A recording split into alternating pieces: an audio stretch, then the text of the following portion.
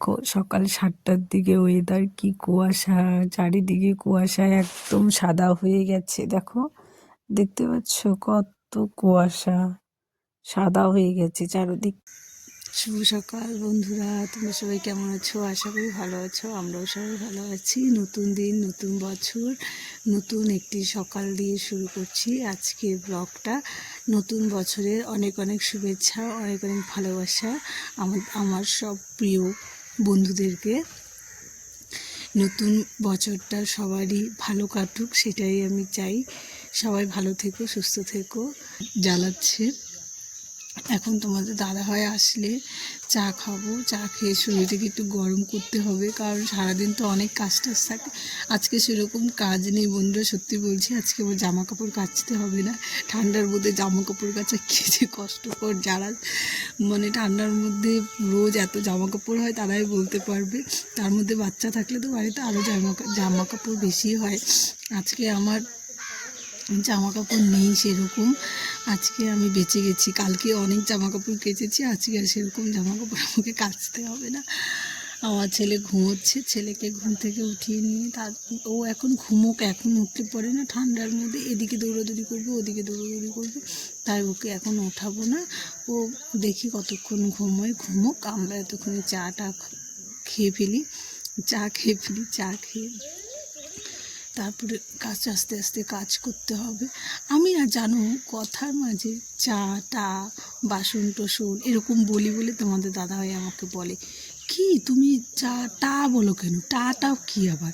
বাসন টাসন টা আবার কি? মানে সব কিছুতে বলি না টা, তাই আমাকে বকা দেয়, বলে কি এরকম করে বলবা না, তুমি চা খেয়েছি বলো, বাসন মেজেছি বলো, টা আবার বলো কেন? কী করবো বলো, এরকম করে কথা বলি তো, অভ্যস্ত হয়ে গেছে। আর ক্যামেরার সামনে আমাকে একটু সেই লাগে, যেহেতু আমি এখনও সেরকম হইনি, একটু তো নার্ভাস লাগবে, তাই আমি এরকমভাবেই কথা বলি। তো এই দেখো বন্ধুরা, আমরা চা খেয়ে নিয়েছি, সরি চা নয়, আজকে কফি খেয়েছি। কারণ ঠান্ডা ঠান্ডা তো, কফি খেলে বেশ শরীরটা গরম হবে, তাই কফি খেয়েছি। ছেলেকেও খাইয়ে দিয়েছি। আজকে তোমাদের দাদাভাই সকালে গিয়েছিল দুধ আনতে, কিন্তু আজকে দুধ দেয়নি, তাই দোকান থেকেই দুধের প্যাকেট কিনে এনেছে, এনে তারপরে কফি খেলাম। খেয়ে এই যে দেখো না, এত ঠান্ডা কি বলবো। এই যে তোমাদের দাদাভাই এখানে আগুন জ্বালিয়েছে, এসে আমরা একটু শরীরটা গরম করে নিয়ে তারপরে ঘরে যাব, কাজ করব।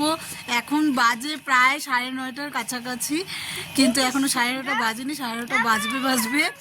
এত ঠান্ডা কি বলবো, তাই একটু এখানে বসে তারপরে ঘরে যাব। আজকে দুপুরে কি যে তারপরে দেখো আগুন তাপিয়ে ঘরে চলে এসেছি।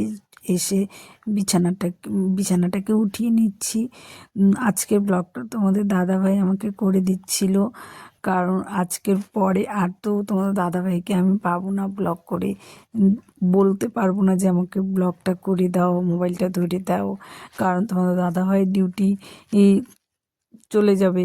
3 তারিখ থেকে স্কুল খুলে যাবে, তখন তো আর ওনাকে পাবো না। তাই আজকে বলছিলাম আমাকে একটু ভিডিওটা করে দাও, আমি তো পরে আর 2 দিন পরে তো আমাকে নিজেই করতে হবে। তাই তোমাদের দাদাভাই এই দেখো, এখন একটু গরম গরম ম্যাগি সিদ্ধ করে নিয়ে এসেছি, সেটা খাবো। কারণ ঠান্ডার মধ্যে একটু ম্যাগি একটু সিদ্ধ করে খেলে না একটু গরম হবে, তাই এখন এটা খেয়ে নেব।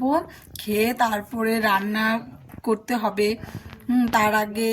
তার আগে আমি ভাবছি স্নান করে পুজোটা দিয়ে তারপরে রান্না করব। এই দেখো ম্যাগিটা এখন, এই যে এটা হলো আমার ছেলের জন্য সিদ্ধ করেছি, আর এইখানে আছে আমাদের। অল্প একটুই করেছি, কারণ এতটুকু বেশি একটা খাবো না, কারণ এখন 10:30 বেজেই গেছে। তাই এখন এতটুকু খেয়ে তারপরে কাজ করব। কাজ টাজ করে তারপরে রান্না করতে হবে। তাই ম্যাগি খেয়ে চলে এসেছি ঠাকুরের বাসন মাজতে।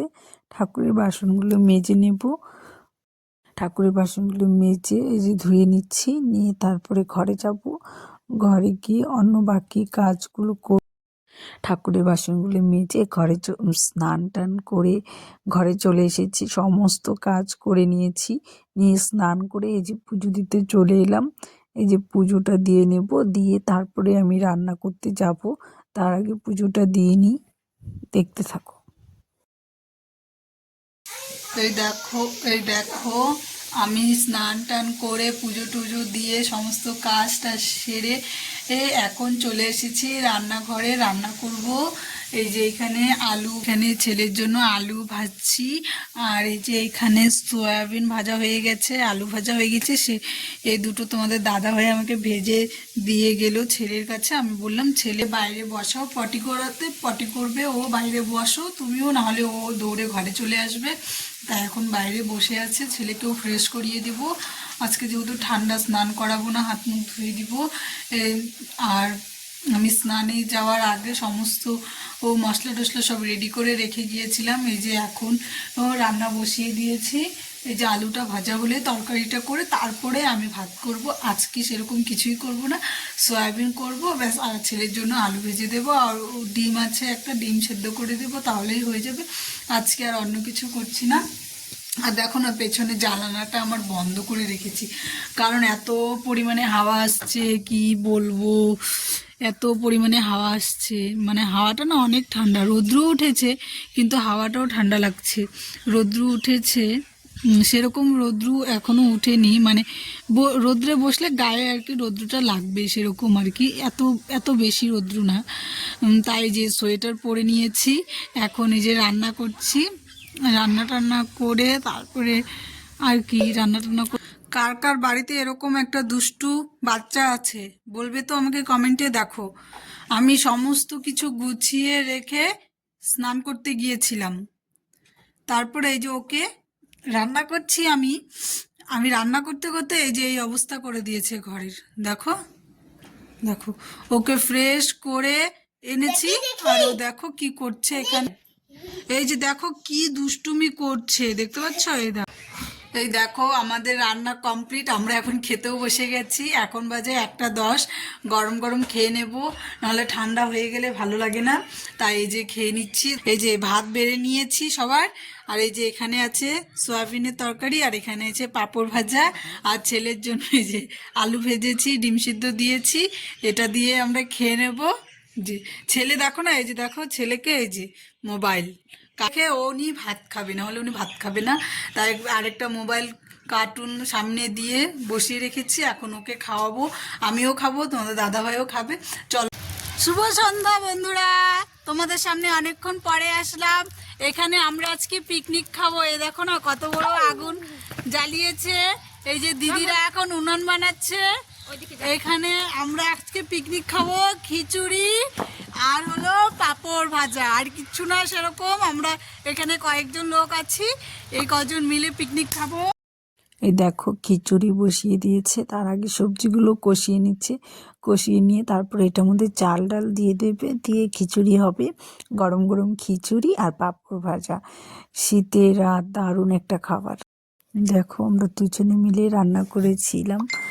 এই যে মানে এত ভালো করে দেখতে পারবে না, কারণ না অন্ধকার অন্ধকার আসছিল। এখানে একটা লাইট কম আছে, মোবাইলে ফ্ল্যাশ লাইটটা জ্বালিয়ে তারপরে ভিডিও করছিলাম।